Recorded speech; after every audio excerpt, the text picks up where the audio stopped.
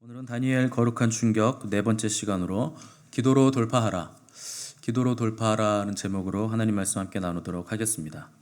이 느부갓네살 왕 통치 초기 몇 해 동안 이 신바벨론 왕국은 굉장히 바쁘고 분주하게 돌아가고 있었습니다.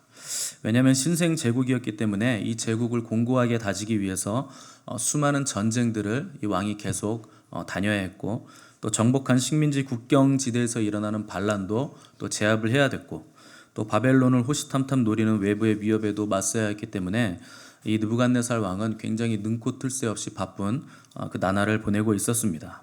또 내부적으로도 자기 왕권을 공고하게 다져야 했고, 또 외부적으로도 새로운 세상에 이 고대 근동의 패권을 장악한 새 제국에 통치하는 왕으로서 또 자기의 명성과 평판을 계속 스스로 세워 나가야 했기 때문에 아마 느부갓네살 왕은 아마 어마어마한 스트레스를 지금 받고 있었을 것입니다.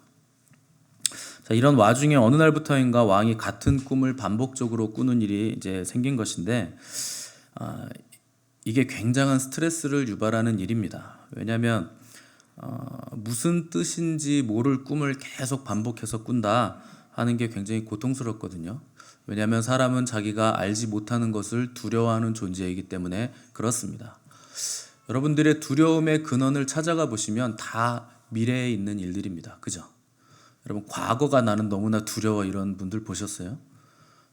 그런 분들은 좀 잘 이렇게 돌봐주셔야 되는 분들이고, 대부분은 미래가 두려운 겁니다. 왜냐? 우리는 미래를 알지 못하기 때문에, 인간은 알지 못하는 것을 두려워하기 때문에 미래가 두려운 것인데, 하나의 꿈이 계속 여러 번 반복되는데 그게 도대체 무슨 꿈인지 모르겠다 하는 것, 이거 굉장히 두려운 일입니다.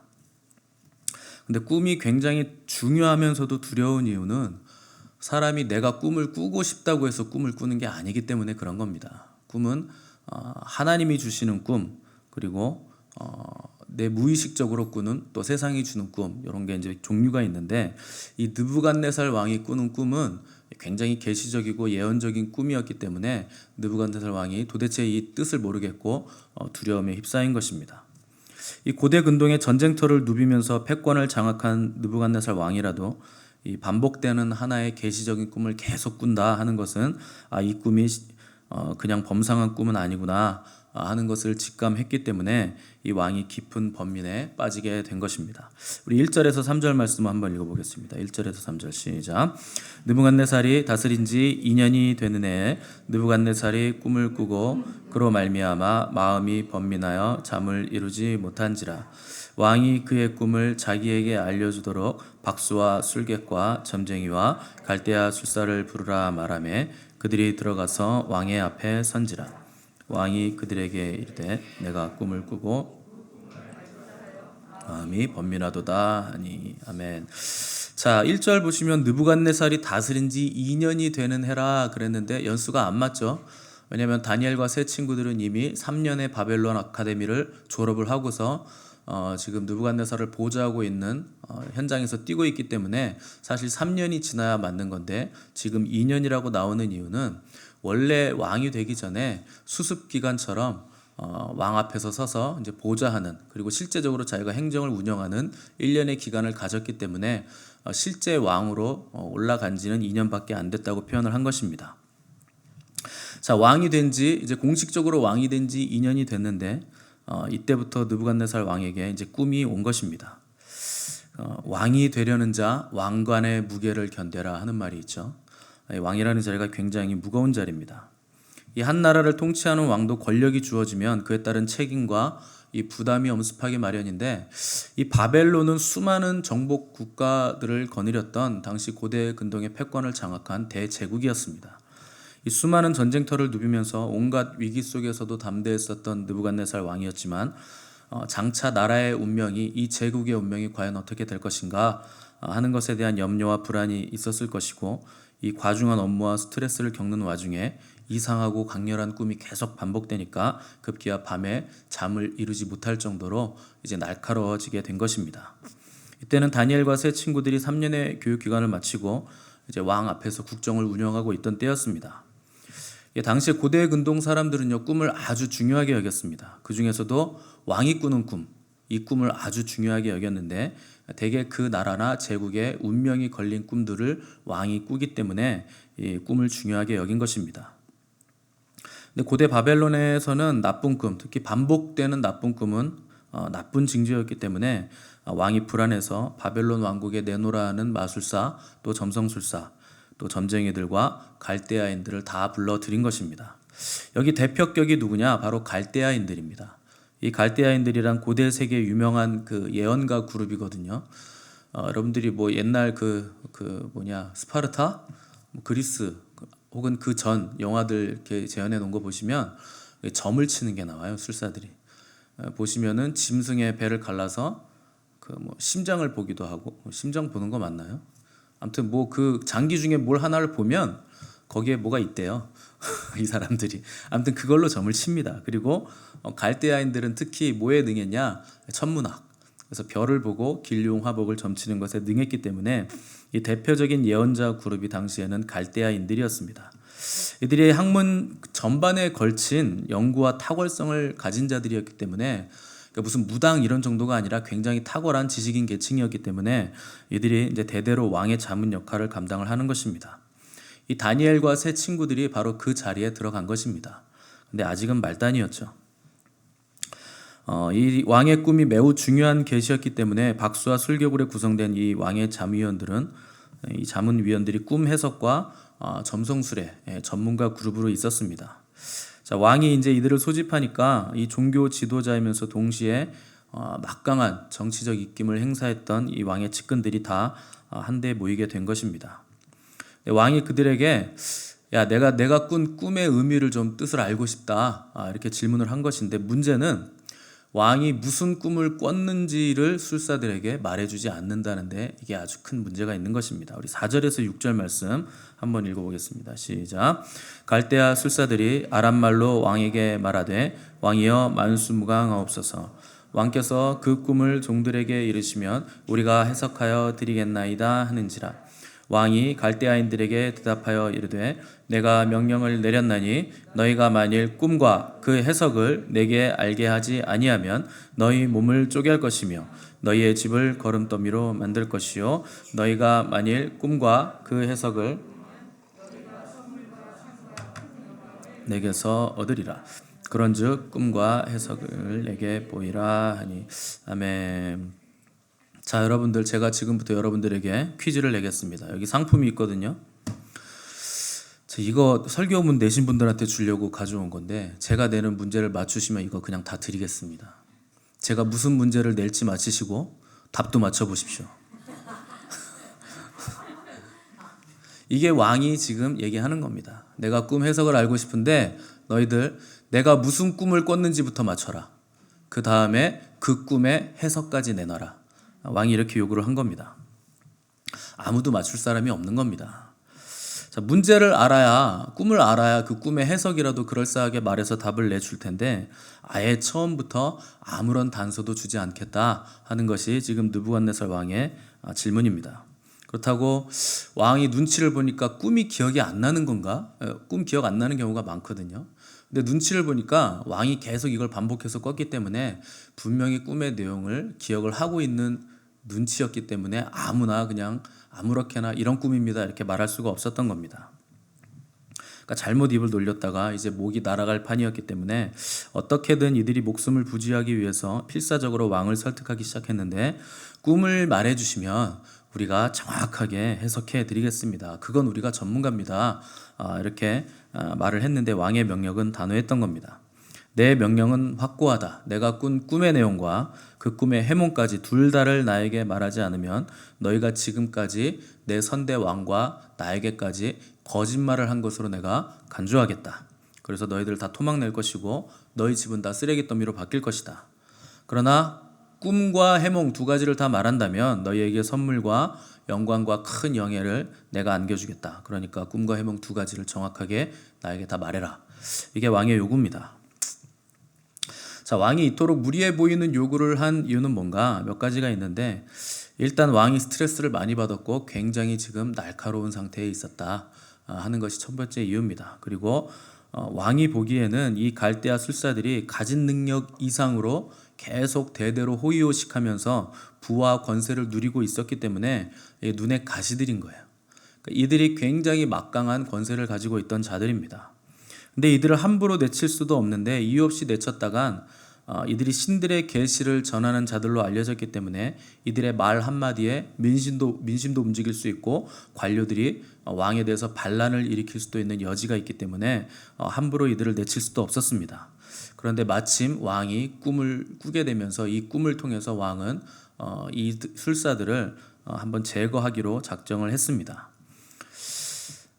자신의 꿈을 빌미로 이 갈대아 술사들을 시험하고자 했고, 할 수만 있다면 이들을 싹 물갈이하고 싶은 마음이 있었는데 왜 그런 마음이 들었는가? 아마 다니엘과 세 친구들의 능력을 보면서 왕이 이들이 원래 있던 저 술사들보다 훨씬 낫다 하는 것을 강하게 인상을 받았기 때문에 왕이 이런 생각을 했을 가능성이 매우 높습니다. 아무튼 이유가 뭐든지 간에 이 자신의 집권 초기에 갈대아 술사들의 버릇을 단단히 고쳐놓고 싶은 이 젊은 왕의 마음도 혈기도 아마 한몫을 했을 것입니다. 자, 이 갈대아 술사들과 점성가들은 이제 왕 앞에서 바짝 긴장하기 시작했는데 이 잘못하다가는 그동안 대대로 누려왔던 이 부와 명성과 권력이 한꺼번에 지금 날아갈 판이었기 때문에 그렇습니다. 그런데 왕이 또 굉장히 합리적인 왕이었기 때문에 그냥 일방적으로 협박만 한 것은 아닙니다. 6절 보시면 꿈도 맞추고 해석도 맞추면 엄청난 상과 영광을 얻을 것이라 하는 약속도 왕이 주어졌습니다. 그런데 이 일을 하나님께서 섭리하셔서 행하시는 꿈이었기 때문에 갈대아 술사들은요 절대로 이 문제를 풀어낼 수가 없었습니다.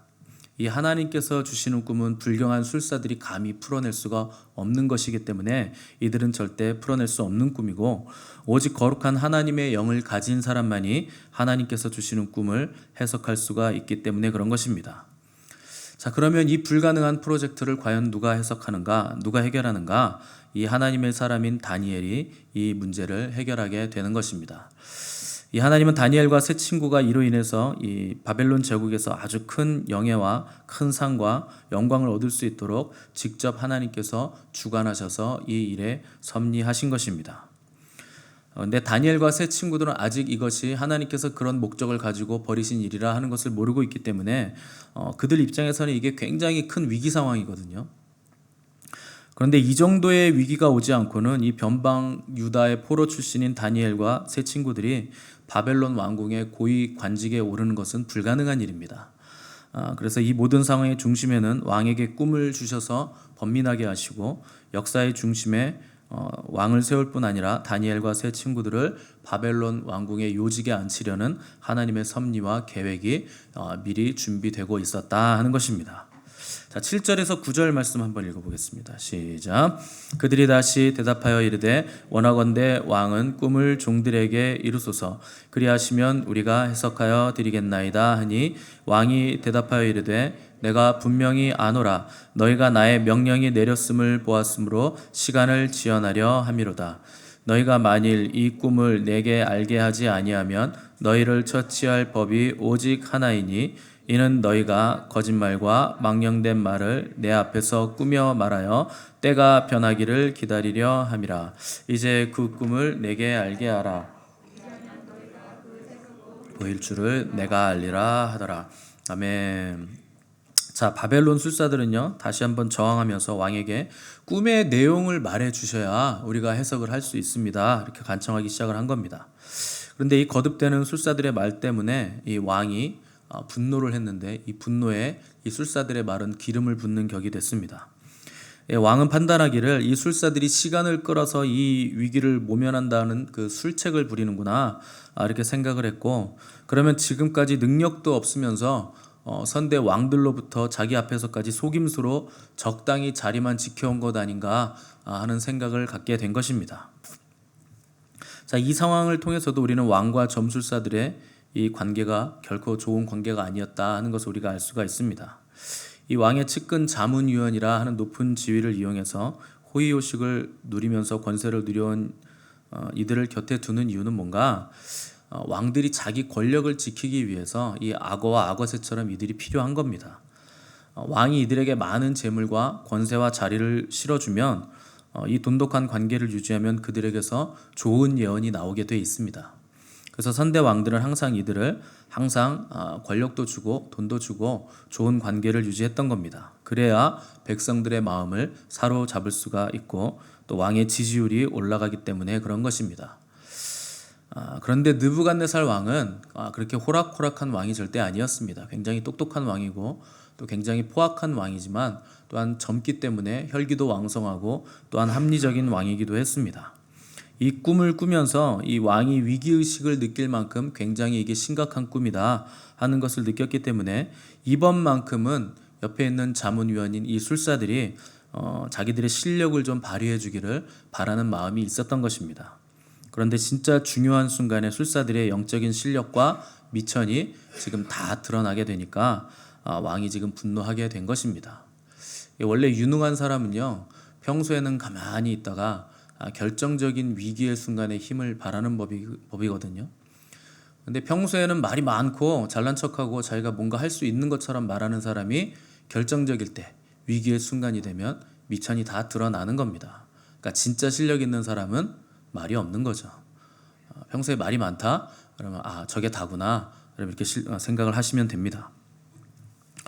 자, 느부갓네살의 이 불안함이 이제 혈기로 바뀌어서 폭발하게 된 것인데 그동안 국정 운영으로 쌓인 스트레스와 또 반복되는 꿈 때문에 쌓인 불안과 이 두려움이 이제 폭발하면서 걷잡을 수 없는 분노가 이제 술사들에게 쏟아져 나온 것입니다. 그런데 이 상황에서 화를 낸 게 왕뿐만이 아니고 왕이 코너로 계속 몰아붙이니까 갈대아 술사들도 이제 자기들도 막 분노하기 시작했습니다. 10절, 11절 함께 읽겠습니다. 어떤 크고 권력 있는 왕이라도 이런 것으로 박수에게나 술객에게나 갈대아인들에게 물은 자가 없었나이다. 왕께서 물으신 것은 어려운 일이라. 육체와 함께 살지 아니하는 신들 외에는 왕 앞에 그것을 보일 자가 없나이다 한지라. 자, 무슨 말이냐? 내가 신이요? 왜 자꾸 사람이 할 수 없는 일을 시키는 것입니까? 그 어떤 위대한 왕도 우리들한테 감히 그런 식으로 물어본 왕은 없었습니다. 왜 무리한 요구를 하는 겁니까? 이렇게 완곡하지만 아주 거세게 비난을 한 것입니다. 자신들이 왕을 도와서 이 바벨론 제국의 정권과 왕권을 안정시켜 주는데 아주 중요한 역할을 하고 있는데 엄청나게 큰 역할을 감당하고 있는데 왜 갑자기 이러느냐 이해를 못하겠다 이런 말을 하는 겁니다. 이러니까 이 느부갓네살 이 젊은 왕의 혈기가 드디어 폭발하면서 이제 바벨론 왕궁에 피바람이 불어닥치기 시작을 했습니다. 12절 13절 읽겠습니다. 12절 13절 시작. 왕이 이로 말미암아 진노하고 통분하여 다 죽이라 명령하니라. 왕의 명령이 내림에 지혜자들은 죽게 되었고 다니엘과 그의 친구들도 죽이려고 찾았더라. 자, 왕위에 오른 지 얼마 되지도 않은 젊은 왕이 감히 선대 왕들도 넘지 않았던 그 선을 넘으니까 술사들이 선대 왕을 들먹이면서 그런 왕이 없었다 지금까지 이렇게 돌려가면서 책망을 한 것인데 이 느부갓네살 왕이 똑똑한 왕이거든요. 이걸 다 알아들은 겁니다. 그러니까 결국 왕이 인내심이 폭발해버리고 이제 분노에 사로잡혀서 나라의 근간을 뒤울 수도 있는 엄청난 명령을 내린 것인데 이 술사들뿐만 아니라 지혜자들 그룹을 전 세계에서 데리고 온 그 애지중지하면서 키웠던 엘리트들까지 전부 다 싹 다 죽여버려라 이런 명령을 내린 겁니다. 그러니까 얼마나 포악하고 잔인한 왕이었는지를 우리가 알 수 있는 것입니다. 이것이 바로 세상의 속성입니다. 잘해줄 때는 잘해주거든요. 근데 자기의 이득이 없고 기준에 부합하지 못하면 언제라도 단칼에 잘라내버릴 수 있는 것이 바로 세상의 속성이라 하는 것입니다.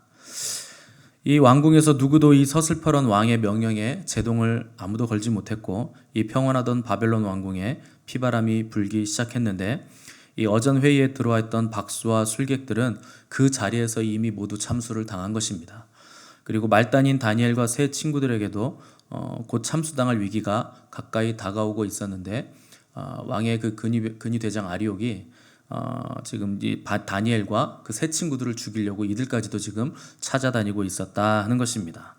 자, 14절 15절 한번 읽겠습니다. 14절 15절 시작.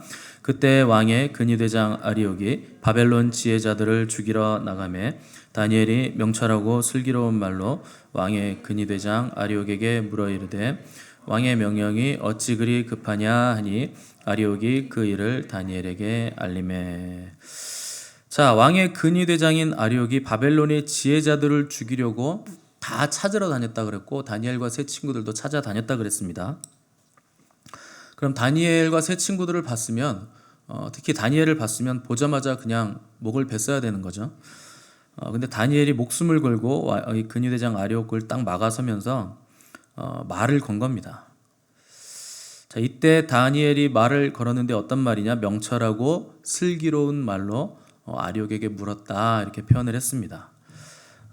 왕의 포도주와 고기를 먹지 않게 해달라는 부탁을 할 때도 환관장과 감독에게 다니엘이 지혜롭고 온유하게 부탁을 했던 것처럼 이번에도 이 근위대장 아리옥에게는 명철하고 슬기로운 말로 접근을 했다 하는 것입니다.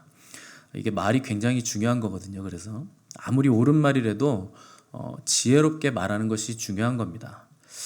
성경은 무엇을 하는가도 중요하게 여기지만 어떻게 하는가도 중요하게 여기고 있기 때문에 우리는 말을 할 때 어떻게 말을 해야 되는지를 여러분 잘 생각을 하셔야 됩니다. 아무리 좋은 일이라도 지혜롭게 하지 않으면 그 일이 성취되지 않습니다. 의도가 좋고 뜻이 좋아도 지혜가 없으면 그 일이 이루어지지 않습니다. 근데 많은 크리스찬들이 무엇을 해야 되는지에 대해서는 다 알고 있습니다. 그런데 어떻게 해야 되는가 하는 것에서는 지혜가 굉장히 부족하다 하는 것입니다.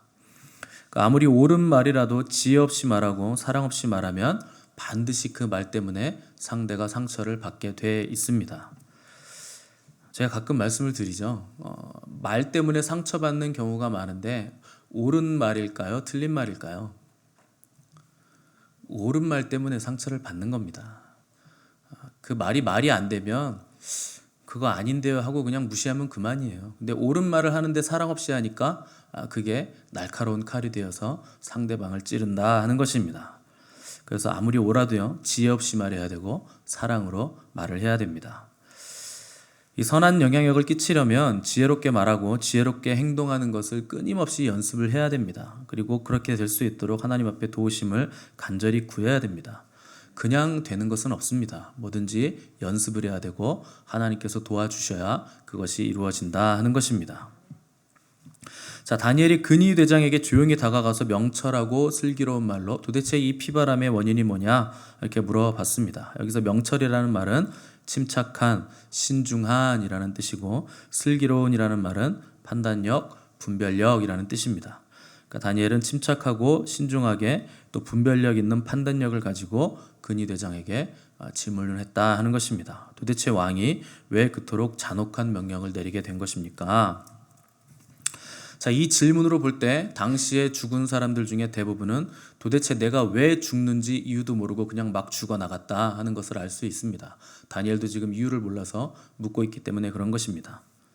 근데 또 이상하게도 근위대장은 다니엘을 봤으면 바로 죽여야 되는데 다니엘이 물어보니까 또 그걸 또 설명을 다 해줍니다. 너 지금 죽을 건데 너 이래서 죽는 거야. 미안하다.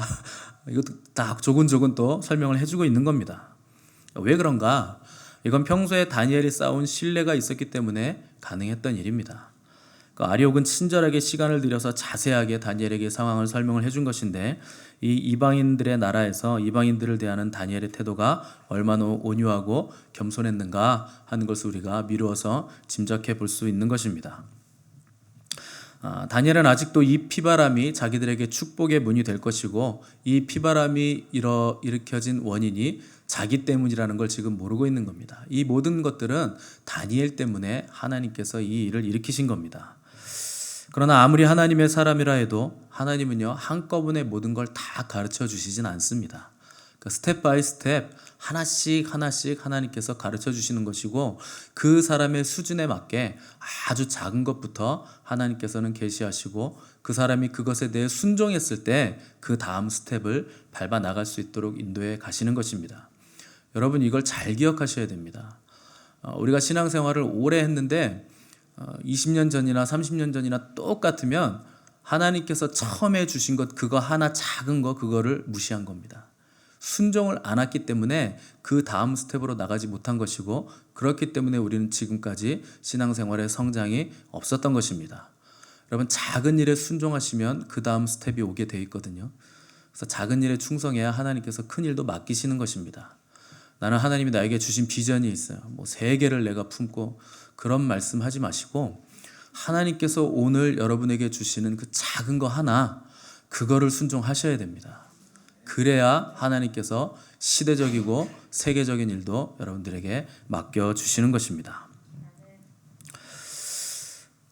모든 사건의 경위를 들은 다니엘이 빠르게 이제 왕에게 나아가기 시작했습니다. 16절 우리 다 같이 읽어보겠습니다. 16절 시작. 다니엘이 들어가서 왕께 구하기를 시간을 주시면 왕에게 그 해석을 알려.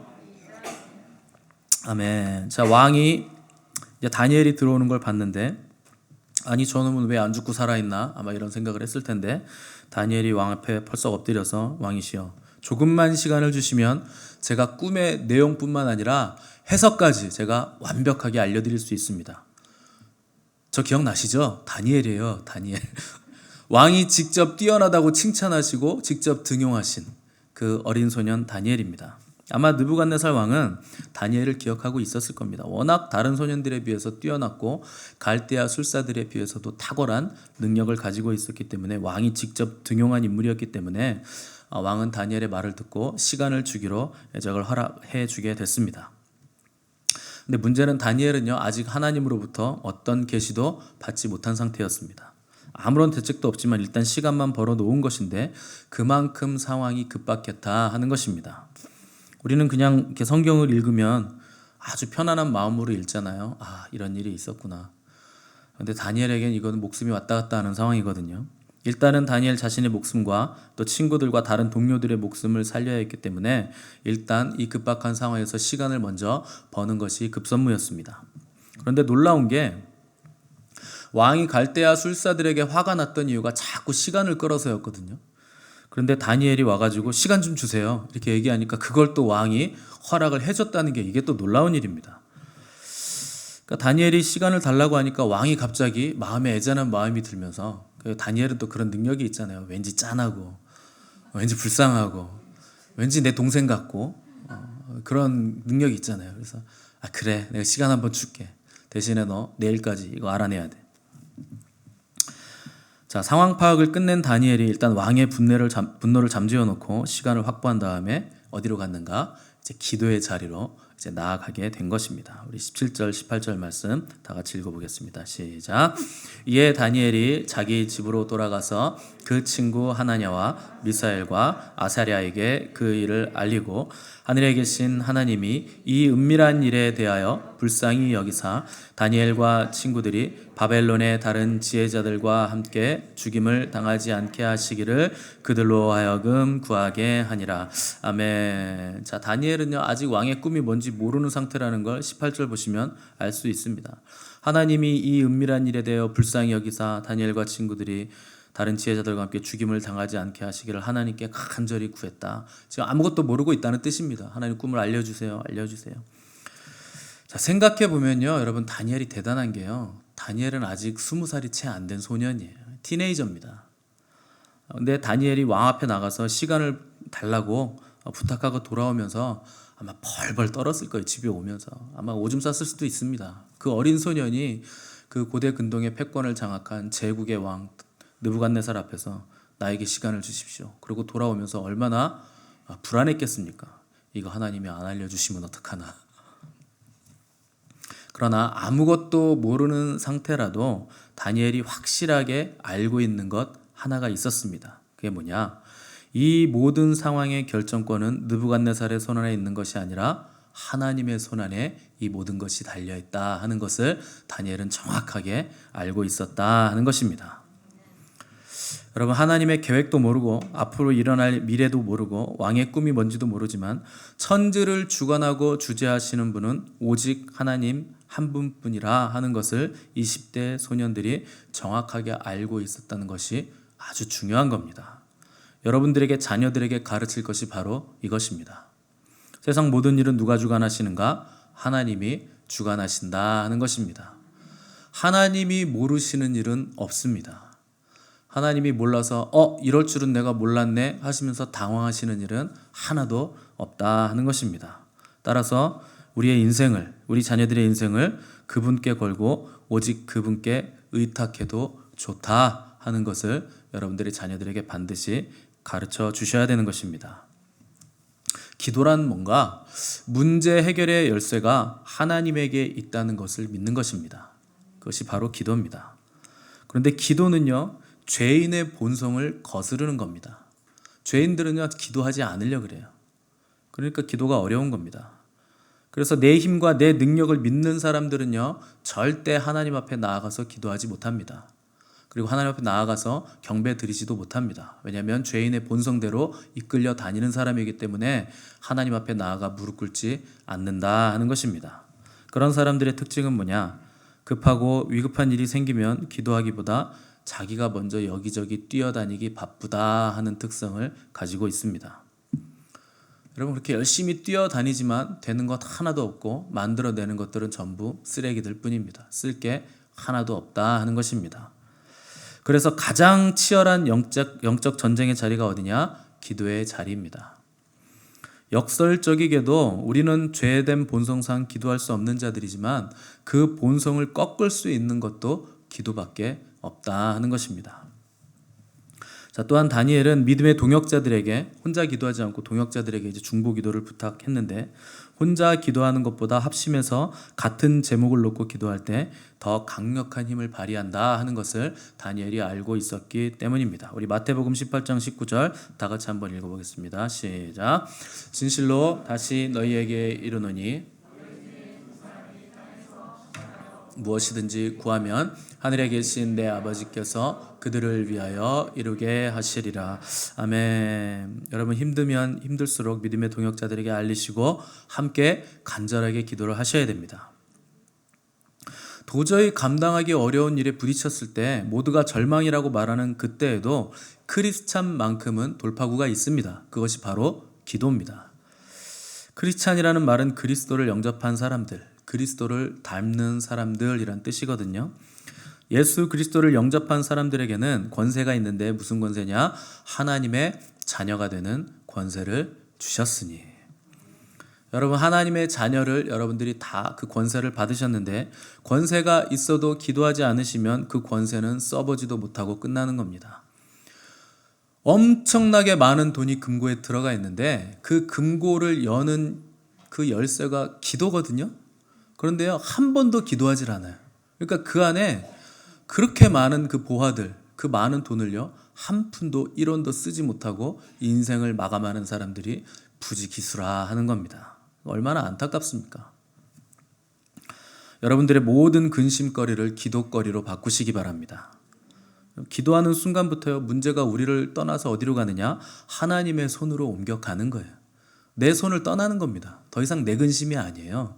하나님께 기도하면 그 근심은 하나님의 문제거리가 되는 것이고 하나님은 능치 못할 일이 없으시기 때문에 그것을 반드시 해결해 주신다 하는 것입니다.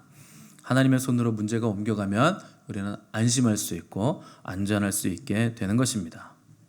기도는 또한 하나님께서 마련해 두신 비상구와 같은 것입니다. 근데 여러분, 오래된 건물 보시면요, 비상구에요 꼭 박스를 싸놔요. 그죠? 뭘 자꾸 거기다 싸놔요. 그럼 불이 났을 때 어떻게 될까요? 글로 못 나가서 다 타 죽는 겁니다. 비상구 앞에 박스를 싸둬가지고. 여러분들이 평소에 기도를 하지 않는다, 비상구에 짐을 잔뜩 싸놓은 겁니다. 그 문제를 비상구 앞에 다 싸놓고서 진짜 위급하게 불이 난 그 순간에는 비상구가 열리지 않아서 그 문제들이 겹치고 쌓여서 비상구로 나가지 못해서 결국 망한다 하는 것입니다. 세상에서 일어나는 일들은 겉으로 보기에는 세상 권력의 손에 달린 일인 것 같습니다. 마치 느부갓네살에게 칼자루가 쥐어진 것 같이 보이지만 실상은 그 칼자루는 우리 하나님의 손에 쥐어져 있다 하는 것입니다. 이것이 우리의 영혼의 닻이고 우리의 소망의 닻이 되는 것입니다. 여러분, 이 영혼의 닻, 소망의 닻은요, 땅으로 내리는 것이 아니라 하늘로 거는 겁니다. 그것이 우리 영혼의 닻의 특징입니다. 벼랑 끝에 서 있을 때도 영혼의 닻을 하늘에 걸고 하늘을 소망하면서 바라본다면 우리는 안정감을 느낄 수밖에 없는 것입니다. 그런데 땅에 머리를 쳐박고 땅만 보면서 사는 사람은요, 매일 벼랑 끝에 서가지고 밑에를 보고 있으니까 벌벌 떠는 거예요. 야, 이거 떨어지면 죽겠는데, 굉장히 높은데, 높아도 뭐 한 3,000원 떨어질 테니까 회개할 수 있는 충분한 시간은 있겠지, 뭐 이런 생각을 하고 있는 거예요. 근데 하늘에 영혼의 닻을 걸고 하늘을 바라보는 사람은요, 두려울 일이 없어요. 하늘로는 절대 떨어지지 않습니다. 야고보서 5장 13절 함께 읽어보겠습니다. 시작. 너희 중에 고난 당하는 자가 있느냐? 그는 기도할 것이요. 즐거워하는 자가 있느냐? 그는 찬송할지니라. 아멘. 기도와 찬송은요, 하나님을 믿고 의지하는 크리스찬의 호흡과도 같은 것입니다. 고난 중에 우리가 해야 할 일이 기도이고 또 찬송입니다. 기쁨 중에 우리가 해야 할 일도 기도와 찬송입니다. 그럼 언제 하는가? 항상 하는 겁니다. 고난을 당해도, 기쁜 일이 있어도, 아무 일도 없어도, 무슨 일이 생겨도 우리는 주 앞에 나가 그 앞에 앉아서 기도하고 찬송함으로 주님께 모든 감사와 영광을 올려드리는 것입니다. 왜 기도하지 못하고 찬송하지 못하는가? 신앙의 우선순위가 잘못됐기 때문에 그렇습니다. 여러분, 내일 새벽에 대통령이 전화하겠다고 연락이 오면 여기 계신 분들 중에 아마 한숨도 못 자고 밤을 지새울 분들이 부지기수예요. 몇 시에 전화 올지 몰라요. 대통령이 새벽에 전화한다 그랬는데 몇 시에 전화 올지 모르는 겁니다. 그런데 하나님 앞에 나아가는 자리에 대해서는 아무런 기대도 없고 소망도 없고 흥분도 없다 하는 것이 우리 시대 교회의 비극이요, 크리스찬들의 비극이라 하는 것입니다. 고난을 만났는데도 기도하지 않고, 어려움이 왔는데도 함께 기도할 믿음의 동역자도 없고, 기쁜 일을 만났는데 함께 찬양드리고 기뻐할 친구가 없는 사람은요, 살았으나 죽은 자요, 교회는 다니지만 가장 불쌍한 크리스찬이라 하는 것입니다. 신앙생활은 뭘로 하느냐? 무릎으로 하는 겁니다. 무릎으로 전진해 나가는 것이고, 하늘나라는 무릎으로 올라가는 것입니다. 어려움이 올수록 기도하시고, 불가능을 볼수록 여러분 기도로 돌파해 내시기 바랍니다. 기도하는 사람만이 기대할 수 있고, 기대하는 사람만이 기다릴 수 있는 것입니다. 늦지 않게 하나님께서 우리 기도에 응답하시고 역사하실 것이기 때문에 기다리고 기대할 수 있다 하는 것입니다.